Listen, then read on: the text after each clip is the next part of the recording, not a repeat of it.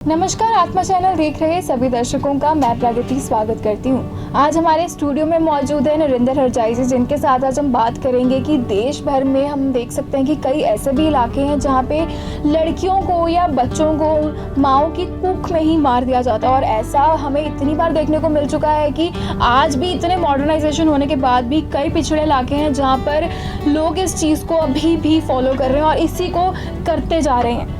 आज हम बात करेंगे नरेंद्र हरजाई जी से। सर, आपका बहुत बहुत स्वागत है। जैसा कि आपको पता है सर कि हमारे देश भर में पहले के टाइम पे लड़कियों को पढ़ाया भी नहीं जाता था। इसके साथ ही जब भी उनको पता लगता था तो वो अपनी सेक्स डिटर्मिनेशन करवाने के लिए हॉस्पिटल्स में चले जाते थे कि कहीं बेटी तो नहीं है माँ की कोख में। तो आपके हिसाब से सर, ये जो हमारे पिछले टाइम से चलती आ रही है ये बात कि हमें लड़की नहीं चाहिए, हमें लड़की करवानी ही नहीं है, हमें लड़का ही चाहिए, तो आपके हिसाब से ये बात कितनी सही है?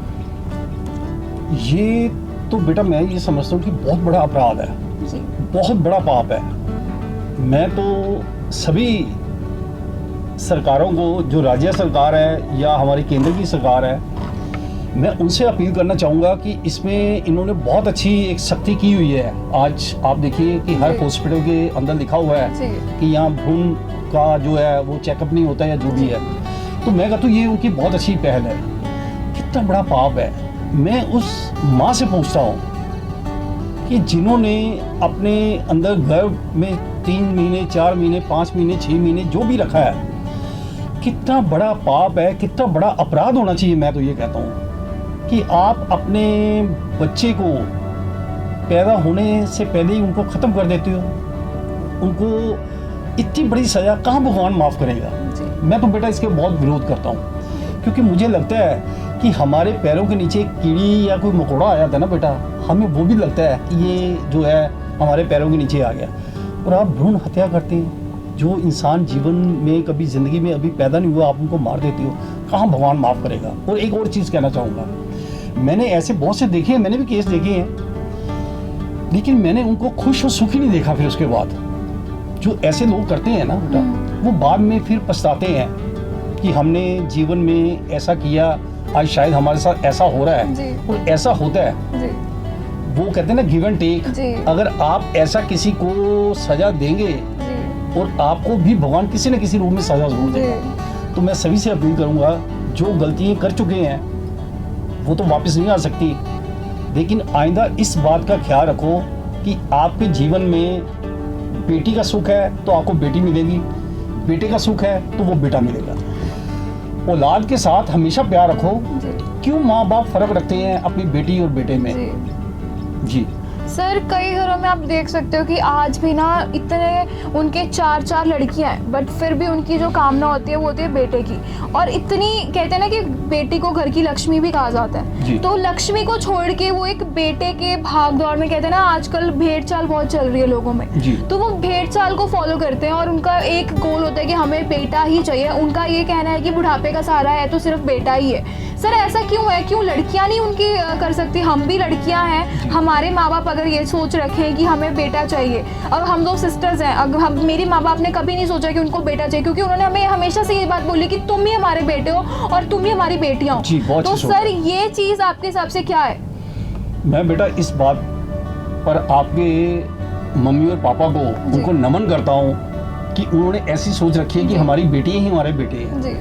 देखिए, बेटी और बेटे में कोई फर्क नहीं होना चाहिए। मैं आपको अपने लिए बता रहा हूँ, हम 3 सिस्टर और 4 भाई हैं, 7 भाई बहन। उसके बाद हमारे 5 बेटे हैं और 4 बेटी हैं। जैसे आपको पता है जॉइंट फैमिली है। और आप विश्वास करो, ये भगवान साक्षी है, मैं जो बोलता हूँ सच बोलता हूँ। मुझे पता है जो सच बोलने में आनंद आता है ना, वो भगवान के साथ कनेक्ट होता है। मेरे 2 पोते हैं, देखिए 2 बेटे मैरिड है। तो जब वो होने थे, जब हमारी बहू रानी जो बेटी है, जब वो हॉस्पिटल में गए, तो मैंने भगवान से, आप विश्वास करो, ये प्रार्थना की कि मुझे भगवान पोता हो या पोती हो, लेकिन उनका भाग्य उज्जवल होना चाहिए। बच्चा जो भी है उनका स्वागत है, लेकिन जो हमारे घर का, हमारे बेटे बहू का या हमारा दादा दादी का, परिवार का नाम, हरजाई परिवार का नाम वो रोशन करे। ये भगवान साक्षी है, मैंने यही सोचा था। और भगवान ने देखिए क्या किया, एक पोता हुआ हमारा, दूसरे बेटे का भी बेटा हुआ, यानी 2 पोते हैं।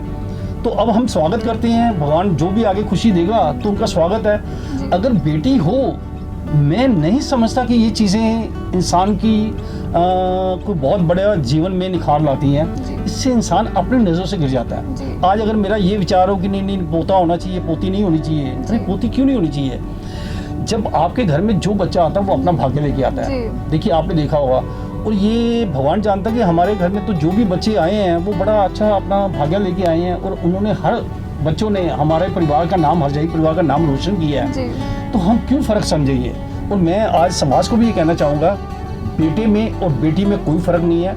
अगर बेटे नाम रोशन करते हैं तो बेटी भी उनसे ज़्यादा नाम रोशन कर सकती हैं। हाँ, ये ज़रूर है कि बेटी होने का सिर्फ ये होता है कि माँ बाप की जिम्मेदारी थोड़ी सी बढ़ जाती है। देखिए एक चीज़ है, ये मैं मानता हूँ, उनको होता है कि आगे वो जो पराई अमानत की हमने लास्ट एपिसोड में बात की है, वो पराई अमानत इसी वजह से कहते हैं ताकि जो बेटी का ससुराल है, जो उनका हस्बैंड होगा वो कैसे होंगे और कैसा हमारी बेटी के साथ व्यवहार होगा। हाँ, उनसे माता पिता ज़रूर डरते हैं, ये मैं मानता हूँ, क्योंकि मैं भी 4 बेटियों का पिता हूँ। तो मैं चाहता हूँ कि बेटी अपने घर में खुश और सुखी रहे, लेकिन ये माता पिता किसी को नहीं सोचना चाहिए। और आज मैं एक और चीज़ कहना चाहूँगा, मैंने कुछ ऐसे भी देखे, बड़े मेरे नियर डियर हैं, जो घर में बेटी होगी, मतलब उनकी पोती हुई है या जो जेठ देवर हस्बैंड है, तो उन्होंने अपनी वाइफ को टॉर्चर करना शुरू किया कि आपने बेटी है। अब बताइए, ये भगवान की देन है, इसमें बेटे का क्या कसूर है और बेटी का क्या कसूर है? और ये जो सौतेलापन रखते हैं, मैं समाज को कहूँगा कि इनसे थोड़े से आप जागरूक हो। आप कितने भी पढ़े लिखे हैं, लेकिन नरेंद्र जी कहता है अगर आप अपने घर की सुख शांति और बेटे और बेटियों में फ़र्क रखते हो तो फिर नरेंद्र जी कहते हैं कि आप अनपढ़ हो। ये मैं कहना चाहूँगा। सर, जिनके घर में अब सिर्फ बेटी हैं और कहते हैं कि अक्सर हर एक माँ बाप के ना मुंह से कभी ना कभी ये बात निकल जाती है कि तुम बेटियां हो या तुम हमारे बेटे हो, हमारे बुढ़ापे का सहारा कौन बनेगा? बुढ़ापा एक ऐसा है कि हर व्यक्ति को आना ही है, आप है या मैं हूँ, हम लोगों के ये सत्य है, जीवन का ये सत्य है कि एक टाइम पे आके हमें भी बुढ़ापे में पैर रखना है। तो सर, अक्सर हमें देखने को मिलता है कि जिनके घर में सिर्फ 2 बेटी हैं या कोई सिंगल चाइल्ड है, तो बात आती है कि आगे उनके माँ बाप को संभालेगा कौन? अक्सर आपने जैसे बोला कि पराई अमानत है, अब ससुराल में भी उनको उतना ही कंट्रीब्यूशन देना है जितना उनको मायके में देना है। तो अब मायके वाले साइड पे अगर माँ बाप की साइड से कोई भी नहीं है तो उनको वो कैसे संभालें और उनके आगे का फ्यूचर क्या है? देखिए, इसमें एक चीज़ मैं कहना चाहूँगा कि ये अब जैसे आपने बेटा बताया कि आप 2 सिस्टर हैं, मैं आपके ऊपर ये बात करता हूँ। अब पेरेंट्स तो ये सोचते हैं कि देखिए हर एक इंसान, अब आज मैं 59 ईयर्स का हूँ, तो हर एक इंसान की ज़िंदगी में बुढ़ापा आना है, ये तो यूनिवर्सल ट्रूथ है। इसके अंदर माता पिता को मैं समझता हूँ चिंतित होने की ज़रूरत नहीं है। अगर वो मेरी बात सुने या समझे, वो अपनी बेटियों के लिए ऐसा रिश्ता ढूंढे और मिल जाते हैं कि जिनके पास बेटियाँ नहीं हैं, बेटे हैं। तो मैं समझता हूँ कि ये सारी बातें पहले खोलनी चाहिए कि आपके पास हमारी बेटी आएगी, वो आपके फैमिली के जो रूल रेगुलेशंस हैं उनको फॉलो करेगी, पहले आपकी फैमिली देखेगी, लेकिन पार्ट टाइम में जब भी टाइम हो, अगर हमें उनकी ज़रूरत होगी तो वो हमारे साथ भी थोड़ा सा टाइम स्पेंड करेगी वो। तो मैं ये समझता हूँ ये सारी बातें खोल लेनी चाहिए। इसमें मैं एक पक्ष बेटे वालों को रखूँगा ज़रूर कि अगर आप बात ये नहीं क्लियर कट करते तो इसमें फिर उनका भी परिवार होता है, देखिए, तो उनको भी ज़रूरत होती है। तो हेल्पिंग हैंड उनको भी चाहिए और मायके को भी चाहिए। तो मायके का भी फ़र्ज़ बनता है कि इसको पहले अपने तरीके से टैकल करें और बात कर लें, उसके बाद वो जो कमिटमेंट होती है फिर उस हिसाब से चलें। उसके मुझे लगता है कि दोनों परिवारों को दिक्कत नहीं आएगी। ऐसी बहुत से परिवारों में परेशानियाँ आती हैं, तो मैं चाहूँगा कि थोड़ा समझदारी करने का समझने की ज़रूरत है, तो सब ठीक हो जाता है। सर, अब बात आती है प्रॉपर्टीज़ की। आपने देखा होगा कि जब एक टाइम के बाद माँ बाप बूढ़े हो जाते हैं तो उनका सबसे पहला जो कर्तव्य होता है उनका डिवाइडेशन। वो कहते हैं कि हम अपने बच्चों को सेट कर दें और उनको उनके मुताबिक एक डिवाइडेशन के हिसाब से उनको उतना उनका हिस्सा दे दें। तो जब बात आती है लड़का है लड़की में, तो अक्सर आपने देखा होगा कि लड़के अपना पक्ष रख देते हैं कि हम लड़के हैं, हमने अपने जो आगे का एक चिराग, अपने परिवार का एक चिराग दिया आपको, तो हम अपने लाइफ में हम सिर्फ वही डिवाइडेशन हम हकदार हैं उस चीज़ के, लड़कियां उस चीज़ के हकदार नहीं है। तो आपका क्या कहना है इस पर?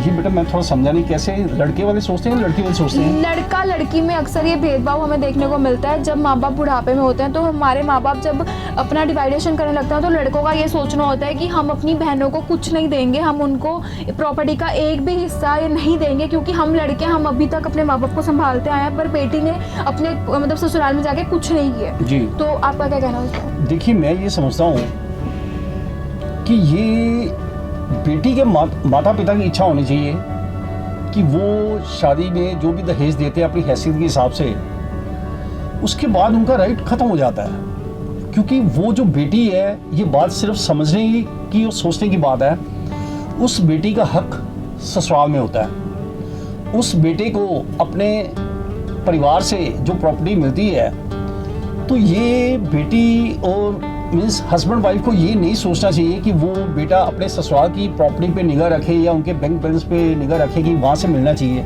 हाँ, वो अलग है कि जो बेटी के माता पिता हैं वो अपनी इच्छा से कुछ भी दे दें जी।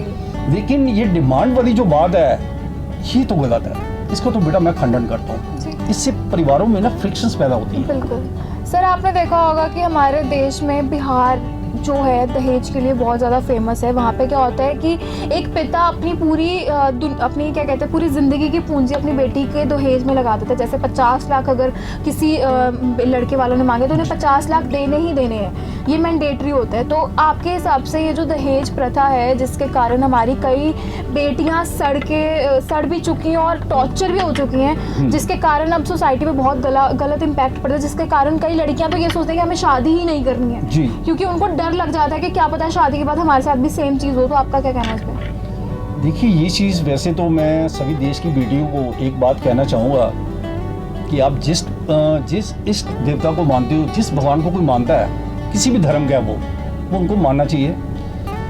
शादी में लड़का या लड़की है, किसी को डरने की जरूरत नहीं है। शादी एक सुखद एहसास है। आज बहुत से बच्चे मैं मिलता हूँ, बात करता हूँ, तो वो कहते हैं अंकल डर लगता है, कल को शादी में ऐसे होता है, हमने वो रिश्तेदार को देखा, ये पड़ोसी को देखा। तो लोगों के पास कुछ एग्जाम्पल होते हैं तो वो उससे डर जाते हैं, खौफ में रहते हैं। तो मैं सभी बेटी है या बेटा है जो शादी करने से डरते हैं, मैं उनसे एक आग्रह करूँगा कि आप अगर शादी नहीं करेंगे तो आप अपने माता पिता को बहुत बड़ी सज़ा दे रहे हो। देखो सज़ा होती है, हर माता पिता चाहता है कि उनके बच्चे जब वो उस एज ग्रुप में आए मैरिज के, तो वो बेटी है या बेटा है तो वो अपने घर में उनके हाथ पीले करें, वो अपने घर में जाए। हर माता पिता की ख्वाहिश होती है, हम भी माता पिता है। लेकिन ये भी एक माता पिता को सजा देने वाली बात है। वो बेटी है बेटा की डरते हैं, वो डरने की जरूरत नहीं है। अपने कर्मों पे विश्वास रखो, जैसे नरेंद्र हरजाई करते हैं कि आपके कर्म अच्छे हैं तो आपको फल अच्छा मिलेगा। कोई दुनिया की ताकत आपके कर्मों को निगलेक्ट नहीं कर सकती। तो बेटी को भी ये चाहिए कि अपने ससुराल में अपना एक मान सम्मान बना के रखें ताकि ससुराल को मौके ना मिले। क्योंकि हर एक इंसान डिमांड तब करता है जब आप उनकी किसी बात की ख्वाहिश रखेंगे। आप उनको जब शादी करो, मैं आपके पेरेंट्स को ये कहना चाहूँगा, आज मेरा ये संदेश आपके पेरेंट्स को भी है, क्योंकि ऐसे सैकड़ों हजारों लाखों हैं माता पिता जिनके पास 2 बेटी है या सिंगल चाइल्ड है, 1 बेटी है, तो वो डरते हैं क्योंकि वो ससुराल वाले वो वही आंख रखते हैं कि इनका बैंक बैलेंस है, उनकी प्रॉपर्टी है। यही कह रहे हो ना बेटा, इससे डरने की कोई जरूरत नहीं है। क्योंकि मैं समाज सेवा जो भी कर सकता हूँ या जो भी मेरे मैसेज है, मैं यही कहता हूँ कि ज़िंदगी में आप अगर किसी के साथ पाप करोगे तो उसका फल 4 गुना भुगतने को तैयार है ना, कि वो 4 गुना पाप आपको मिलेगा। आप बेटी का मान सम्मान करो, बेटी की इज्जत करो, जो आपके भाग्य में वो आपके पास आ जाना है। लेकिन हर लड़के को कहूँगा कि आप अपनी वाइफ को ये टॉर्चर ना करो कि वो अपने मायके से दहेज लेके आए, गाड़ी लेके आए, ये लेके आए, वो लेके आए। मेरे घर में भी आपको मैंने कहा कि 2 बहुएं हैं, 3 अभी और बहुएं आनी हैं, तो मुझे तो किसी का 1 गिलास पानी नहीं चाहिए। ये मेरी बात रिकॉर्ड कर लो, मैंने शायद लास्ट टाइम भी कहा था कि कुछ नहीं चाहिए। बेटी में संस्कार अच्छे होने चाहिए, बेटी ससुराल का नाम रोशन करे, अपने पति को परमेश्वर माने, ये सबसे बड़ी दौलत है। और मैं सभी से आग्रह करूंगा इस माध्यम से, आत्मा चैनल के माध्यम से, कि आप अच्छी आपको बहू चाहिए, अच्छी बेटी चाहिए, तो आपको भी अच्छा माता पिता बनना पड़ेगा। जी सर, आप लोगों को क्या कहना चाहोगे, क्या मैसेज देना चाहोगे उन लोगों को जिन्होंने ये एक जो है एक चीज़ को उन्होंने आदत बना लिया, जब भी उनको पता लगता है लड़कियों के बारे में तो वो किसी भी टाइम पे अलग सी टिप्पणियाँ कर देते हैं कि नहीं लड़की तो नहीं, ये तो नहीं, ये अबला है। ये अबला कुछ नहीं कर सकती, इस पे आप क्या कहना चाहोगे लोगों को? ये मैं समझता हूँ जो ऐसे इंसान हैं जो अहंकार के आदी होते हैं, इनको मैं कहूँगा ईगो, अहंकार, घमंड, ये दिखाना कि हम हैं। अरे भगवान आपको देखता है। जो ऐसे लोग हैं, आज मैं सिर्फ उनको ये संदेश देना चाहता हूँ, आप ये मत समझो कि आपकी जद्दोजहद या आपकी एक तानाशाही में दूसरे को आप लेट डाउन करेंगे, लेकिन आप अगर किसी लड़की के मायके का अपमान करेंगे तो वो अपमान आपको कभी ना कभी ज़रूर सहना पड़ेगा, क्योंकि आप जिसको जो दोगे वो वही आपके पास कभी ना कभी वापस आएगा। तो ठीक है, कोई हल्का फुल्का गिला शिकवा होता है। मेरे घर में 2 बहुएं आई हैं, कोई उनको शुरू से थोड़ी सी दिक्कत प्रॉब्लम होती है, हर आदमी को होती है, हर परिवार में होती है। तो वो थोड़ा समझाने में थोड़ा सा एक तरीका होना चाहिए, सेंस होनी चाहिए, तो आपका सिस्टम ठीक होगा। कुछ नहीं होता। ये डर तो मैं समझता हूँ ये कमज़ोर इंसानों की है, जिनके अंदर जिनको अपने ऊपर भरोसा नहीं होता। तो मुझे आज भी भरोसा है, अभी 3 जो बहुएं आएंगी, मैं तैयार बैठा हूँ। ये भगवान जानते हैं कि उनका स्वागत करने के लिए तैयार बैठा हूँ। लेकिन मुझे बहुएं वही चाहिए जो अपने मायके का नाम रोशन करना चाहती हैं, लेकिन ससुराल का नाम भी रोशन करें। दहेज क्या होता है? कितनी जिंदगी में भगवान से मांगो आप। लड़की के आप बेटे की शादी करते हो, बहुत सी फैमिलियों में तो ये होता है कि 50 लाख लगाना है, 10 लाख लगाना है, 5 लाख लगाना है, मेरे को ये गाड़ी दे दो, शादी ऐसी होनी चाहिए, हमारी बारात की सेवा होनी चाहिए। ये कहाँ अन पड़ता है? मैं तो चाहता हूँ कि मेरे जो घर से बारात जाए उनको 1 गिलास पानी भी ना दो, वो खर्चा नरेंद्र हरजाई अपने पॉकेट से करेंगे। क्या फर्क पड़ता बेटा? लेकिन मैं एक चीज़ और भी इसमें ऐड ऑन करना चाहूँगा। मैं ये भी चाहूँगा कि लड़की और लड़के में कभी फ़र्क ना समझो आप, बेटी और बहू में कभी फ़र्क ना समझो आप। लेकिन एक चीज़ कहना चाहूँगा कि जो फैमिली के इन लॉज के रूल रेगुलेशंस होते हैं, उनको भी हर लड़की को चाहिए कि उनको फॉलो करो। मैंने ऐसे भी बेटा ये लोग देखे हैं, कुछ बहुएं मैंने देखी हैं, हमारे रिश्तेदारों में भी है, कुछ पड़ोस में है, कुछ और इधर उधर देखी है। वो लोग क्या करते हैं कि अपने ससुराल में आके हुकूमत जमाने की कोशिश करते हैं, हुकूमत, होल्ड, डिक्टेटरशिप। तो मैं ऐसी भी बेटियों को चाहूँगा कि वो नम्रता से अपने घर पर रहे, क्योंकि अगर आप अपने ससुराल में हुकूमत जमाना चाहेंगी तो कल को आपके मायके में भी जो आपकी भाभी आएगी, अगर वो भी हुकूमत जमाएगी तो क्या आपको वो अच्छा लगेगा? तो ये देश के लिए संदेश है कि आप अपने आप को हमेशा झुक कर रहना सीखो। हाँ, आपको कोई गलत टॉर्चर करता है, तंग करता है, परेशान करता है, डिमांड करता है, तो उनका विरोध करो। लेकिन अगर ससुराल अच्छा मिलता है तो भगवान का धन्यवाद करो, फिर अपने ससुराल का करो और अपने पति परमेश्वर को मानो, सब ठीक हो जाएगा। आपको डरने या घबराने की बेटे को या बेटी को किसी को जरूरत नहीं है। आज दोनों घबराते हैं, ये बेटा हो या बेटी को घबराते हैं कि पता नहीं क्या हो जाएगा। कुछ नहीं होता। नरेंद्र जाएगी साहब तो 36 साल में कभी नहीं हुआ, तो आपके साथ भी कुछ नहीं होगा। भगवान का सिमरन करो, भगवान का नाम लो और श्री राम जी सबका भला करेंगे। सर, आपसे बात करके हमें बहुत ही अच्छा लगा और जिस तरीके से आपने लोगों को एक मैसेज दिया, एक संदेश दिया कि उनको इन पिछली हरकतों से अब आगे बढ़ना चाहिए। ये जो पीछे होता रहा है, भ्रूण हत्या होती रही है और लड़कियों को बेटी पढ़ाओ बेटी बचाओ का जो नारा है, लोग आगे इसको बढ़ाते रहे हैं। आई थिंक आपका ये जो एक मैसेज है सोसाइटी के लिए बहुत ही ज़्यादा पावरफुल और बहुत ही ज़्यादा हेल्पफुल रहेगा। सो सर, आपके साथ बात करके हमें बहुत ही अच्छा लगा और आपने अपना हमें कीमती समय दिया। ऐसे ही हम एक नए एपिसोड के साथ और एक नई टॉपिक के साथ आते रहेंगे। बट मैं एक चीज़ यहाँ पे ये कहना चाहूँगी लड़कियों को कि तुम अबला नहीं, तुम बेचारी नहीं, तुम नारी हो, तुम सर्वशक्ति हो, तुम नारी हो, तुम सर्वशक्ति हो और तुम एक रानी हो और तुम एक अप्सरा हो। और अपनी लाइफ को भी हम लड़कियों को ऐसे जीना चाहिए कि हम जो भी हम अपने बल पर भी कर सकते हैं। सो से ही आपसे फिर से मुलाकात होती रहेगी। तब तक के लिए धन्यवाद। धन्यवाद, सभी का धन्यवाद।